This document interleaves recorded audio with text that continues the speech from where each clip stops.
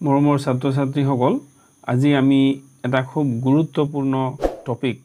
আলোচনা কৰিব লৈছো আৰু টপিকটো হৈছে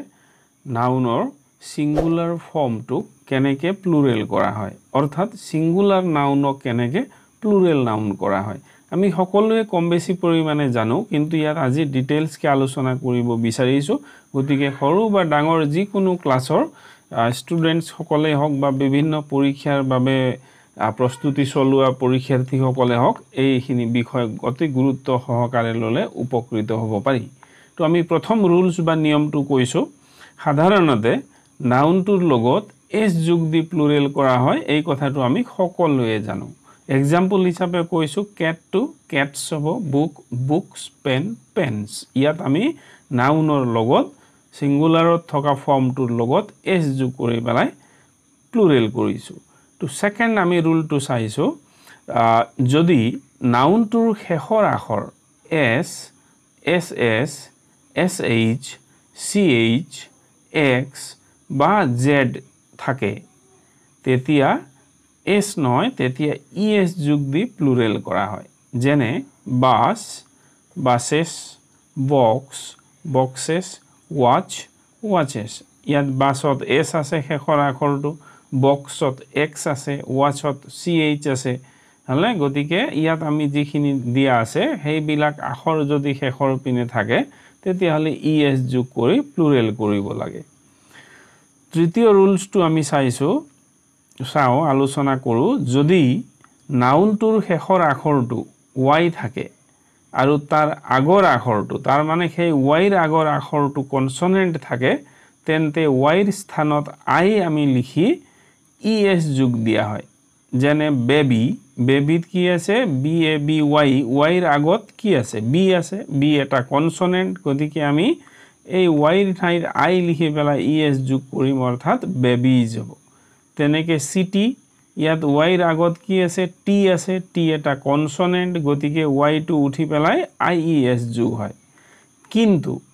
ওয়াইৰ আগৰ আখৰটো যদি কনসনেন্ট নহৈ ভাৱেল থাকে তেতিয়া হলে আমি মাত্ৰ এস যোগ দি প্লুৰেল কৰিব পাৰো যেনে বয় এতিয়া ইয়াত ওয়াইৰ আগত ও আছে অৰ্থাৎ ভাৱেল আছে গতিকে আমাৰ প্লুৰেল হ'ব বয়জ যেনেকে কি বা মংকি যিয়ে নকওঁ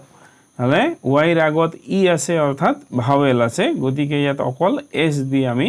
প্লুৰেল কৰো গতিকে এটো ভালকে মনত থব লাগে ওয়াই থাকিলে লাষ্টৰ আখৰটো যদি শেষৰ আখৰটো ওয়াই থাকে তাৰ আগপিনে ভাৱেল আছে নে কনসনেন্ট আছে যদি কনসনেন্ট আছে তেতিয়া হলে ওয়াই টু উঠি আই ই এস হ'ব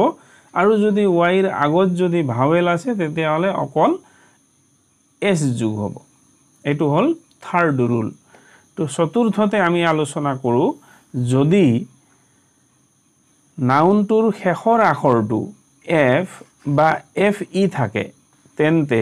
এফৰ স্থানত ভি লিখি ইএস যোগ দি প্লুৰেল কৰা হয় যেনে লিফ শেষত এফ আছে গতিকে লিভস হ'ব এফ টু উঠি পেলাই ইএস যোগ হল ভি ই এস লিভস তেনেকে নাইফ এফ ই আছে শেষত গতিকে এফৰ ঠাইত ভি হৈ পেলাই ইএস হৈছে নাইভস তেনেকে লাইফ লাইভস ওয়াইফ ওয়াইভস এইবিলাক হ'ব কিন্তু এই নিয়মৰ ব্যতিক্ৰমো আছে এটা উদাহৰণ দিছো এই নিয়মটো নাখাতে যেনেকে ৰুফ সাল ঘৰৰ সাল আৰ ডবল এফ ৰুফ টু আকৌ প্লুৰেল কৰোতে এফ টু উঠি ভি এস হোৱা নাই অকল এস লাগিছে তো এনেকা ব্যতিক্ৰম অলপ থাকে আমি মনত থব লাগে এইগিটা মূল কিন্তু অকনমান ডাঙৰ ষ্টুডেন্টছৰ বাবে হওক আৰু বিভিন্ন প্ৰতিযোগিতামূলক পৰীক্ষাৰ বাবে প্ৰস্তুতি কৰি থকা খিনিৰ বাবে বিশেষকৈ এই ফিফথ পঞ্চম এতিয়া আমি আলোচনা কৰিব লগা ৰুলটো বেছি গুৰুত্ব দিব লাগে যেহেতু তেওঁলোকে ইয়াৰ আগৰখিনি প্ৰায় পাৰে বুলি ধৰি লৈছো পঞ্চমতে আমি আলোচনা কৰো কিন্তু এনে বহুতো নাউন আছে যিবোৰক প্লুৰেল কৰোতে অনিয়মিতভাৱে পৰিৱৰ্তন হয় এটো আমাৰ আগত যিখিনি আলোচনা কৰিছো ৰুলছ সেই ৰুল মতেও নহয় বেলেগ ধৰণে হয় গতিকে এইবোৰ আমি মনত থব লাগিব এক্সাম্পল হিচাপে কৈছো ইয়াত মই ধেৰ এক্সাম্পল দিম কাৰণ হেবিলাক ৰেগুলাৰলি নহয় নিয়মিতভাৱে একেটা নিয়মৰ একে ধৰণে প্লুৰেল নহয় সেই কাৰণে আমি গোটেই গিটা আলোচনা কৰো মেন মেন হ'ব স্পেলিং চাই লোৱা স্পেলিঙত চেঞ্জ হৈছে ওমেন উইমেন চাইল্ড চিলড্ৰেন এতিয়া চোৱা মেন আৰু ওমেনটো এক ধৰণে হৈছিলে চাইল্ডটো কি হ'ল children mouse মাইস foot fit tooth teeth এই দুটা একে ফুট আৰু টুথ একেটা মানে পাৰ্সন পিপল অক্স অক্সেন বাফেলো বাফেলোটো চেঞ্জ নকৰাকে লিখি প্লুৰেলত একেও হয় বাফেলোও হয় আৰু ইএস লগাই বহুতে লিখে বাফেলোজ তেনেকে কেকটাস এইবোৰ অলপ ক্ৰিটিক্যাল চোৱা কেকটাস হলে কেকটি ক্ৰাইসিস হলে ক্ৰাইসেস ডাটাম এটু বহুতে শুনা নাই আমি ডাটাম কিন্তু ইয়াৰ প্লুৰেল কি হ'ব ডাটা ডাটা আমি শুনিছো প্লুৰেল ফৰ্ম হৈছে ডাটা সিঙ্গুলাৰ হৈছে ডাটাম ফাঙ্গাস খেলুৱৈ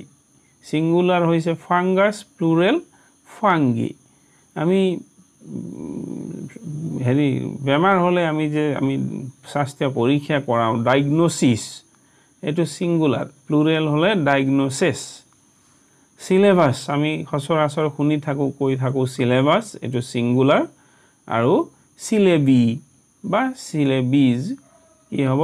সিলেবিজ বা সিলেবাসেসও লিখে সিলেবিটো বেছিকে চলে হেতু হৈছে plural to medium medium singular plural হ'ব মিডিয়া কাৰিকুলাম পাঠ্যক্ৰম এটো হল সিঙ্গুলাৰ আৰু কাৰিকুলা হেতু হল plural criterion singular criteria plural genus singular genera plural nucleus আমি শুনি থকা ওয়াৰ্ড সিঙ্গুলাৰ নিউক্লি প্লুৰেল তেনেকে মেমোৰেন্ডাম সিঙ্গুলাৰ মেমোৰেন্ডা প্লুৰেল দিকে এটু নিজৰ লেভেল টু চাই কোনকিটা ওয়াৰ্ড লাগে সেইখিনি চাব লাগে আৰু 6 নম্বৰ ৰুল কিছুমান নাউনৰ সিঙ্গুলাৰ আৰু প্লুৰেল ৰূপটো একে থাকে যেনে শিপ শিপে হ'ব ডিয়েৰ ডিয়েৰ হ'ব স্পেচিস স্পেচিস হ'ব ফিশ ফিশে হ'ব আকৌ ইএস লগাই ফিশেসও কৰিব পাৰো আৰু শেষত আমি আলোচনা কৰিব বিচাৰিছো কম্পাউন্ড নাউনৰ ক্ষেত্ৰত মূল নাউনক প্লুৰেল কৰা হয় যদি নাউনটো কম্পাউন্ড হয় তেতিয়াহলে মূলটোকে আমি প্লুৰেল কৰো যেনে ব্ৰাদাৰ ইন ল হলে ইয়াত মূল নাউনটো হৈছে ব্ৰাদাৰ গতিকে ব্ৰাদাৰ্স ইন ল তেনেকে পাছাৰ বাই যদি থাকে পাছাৰ্স বাই হ'ব সিস্টাৰ ইন ল হলে সিস্টাৰ্স ইন ল তেনেকে mother in law mothers in law father in law fathers in law হলে এনেকে আমি